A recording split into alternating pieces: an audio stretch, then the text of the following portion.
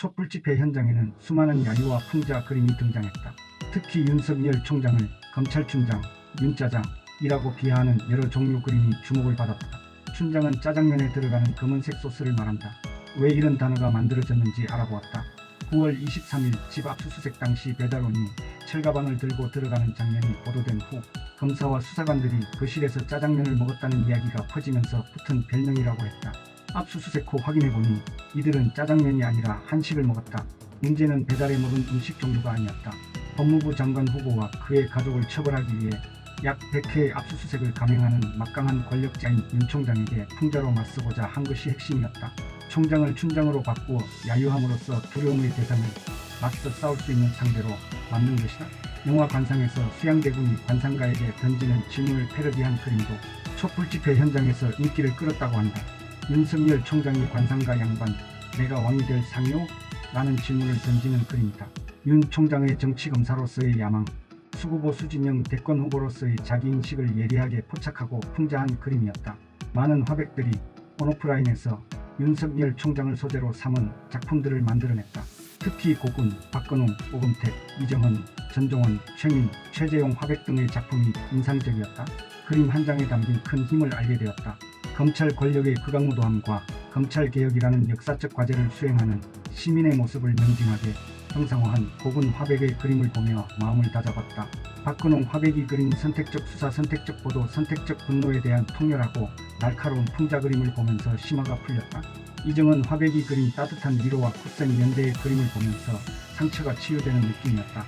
전종원 화백의 코믹하지만 핵심을 찌르는 그림을 보면서 절로 미소를 지었다. 검찰개혁 국면에 등장하는 주요 인물에 대한 최재용 화백의 절묘한 캐리커처를 보면서 폭소를 터뜨렸다. 이후 최재용 화백은 나를 소재로 그린 작품들을 표구에 보내주셨는데 힘들었던 시기에 이 그림을 보면서 용기를 냈다. 앞으로 주변이 조용해지면 이분들에게 연락해 술 한잔 대접하고 싶다. 한편 서초동 촛불 집회에서 딸 생일 케이크를 든 나의 뒷모습을 여러가지 방식으로 표현한 그림이 많이 사용되었다. 검은정 카르텔의 집중 공격을 받아 지친 상태에서도 케이크를 사서 귀가하는 모습이 측은했던 것 같다. 이 그림의 원본은 중앙일보 김태호 기자의 사진이다. 2019년 9월 25일 오전 나는 대전지검 천안지청에서 검사와의 대화를 했고 오후에는 국무총리에게 보고했다. 저녁 시간에는 시사인과 인터뷰했다. 인터뷰를 마친 후에야 딸의 생일이 어제였다는 걸 알았다. 가족 전체가 경험이 없어 생일 케이크를 나눠 먹지도 못했다. 뒤늦게 케이크를 사들고 귀가했다. 차에서 내리니 뻗치기를 하고 있던 기자들이 몰려들어와 질문을 퍼붓고 카메라 플래시를 터뜨렸다. 답변하지 않고 승강기로 가서 대기하고 있었다. 이 장면을 김태호 기자가 아파트 출입구 보안 유리문 바깥에서 찍어 자정을 넘기자마자 보도한 것이다. 김태호 기자는 자신이 찍은 사진이 촛불 집회에서 널리 사용되리라고는 예상하지 못했으리라. 검찰개혁과 조국대전의 저자 김두일 씨는 분석했다. 원래 사진의 의도는 그게 아니었다. 당시 파파라치의 관음증에 가까운 수준으로 조국을 쫓던 기자들 카메라에 우연히 찍힌 뒷모습에 불과했다. 이 사진이 최초 사용된 기사의 내용도 조국 장관에게 전혀 우호적이지 않은 내용이었다. 그런데 기사의 의도와는 달리 시민들에게 조국과 가족들에 대한 연민, 검찰에 대한 분노, 나아가 검찰개혁에 대한 의지로 불붙기 시작한 계기가 되었다. 의도와 결과가 전혀 다른 사진이었다.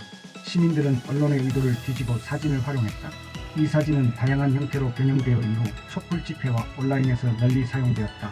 어깨에 맨 가방과 오른손에 든 케이크에 검찰개혁 공수처 설치 등의 문구를 넣은 그림들이 널리 퍼졌다.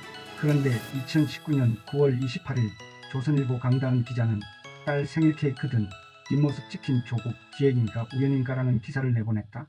실제로 당시 인터넷 야구 커뮤니티인 MLB파크에 딸 생일에 조국이 생일 케이크 들고 들어오는 뒷모습 사진이 찍혔으면 엄마 소셜미디어와 시너지로 감성 폭발했을 텐데 라는 글이 올라왔는데 내가 이 글을 보고 사진을 찍히기 위해 의도적으로 딸 생일 케이크를 들고 귀가했을 것이라는 내용이었다. 장관으로서의 과중한 공식 업무 외에도 가족이 수사 대상이 된 상황에서 내가 야구 사이트 글을 보고 있었다는 것인가? 강 기자의 악의적 상상력에 기가 막혔다. 돼지 눈에는 돼지만 보이고 부처 눈에는 부처만 보인다라는 무학대사의 말이 떠올랐다. 촛불 집회의 상징이 된 사진에 대해 기획서를 유포해 촛불 시민과 나를 분리시키려는 의도가 분명했다.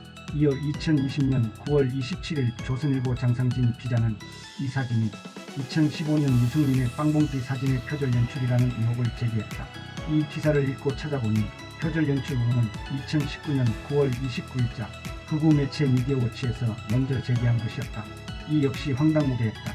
보수 언론은 생일이 하루 지난 후에 케이크를 사들고 귀가한 사소한 일을 온갖 방식으로 왜곡하고 공격했다.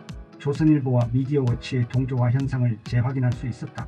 이 사진이 기획이나 연출이려면 다음 조건이 맞아야 한다. 나는 중앙일보 기자가 등 뒤에서 사진 찍어 보도할 것을 예상하고 딸 생일보다 하루 늦게 케이크를 사가지고 들어가야 한다. 그러나 나는 그 정도의 예지력은 없는 사람이다.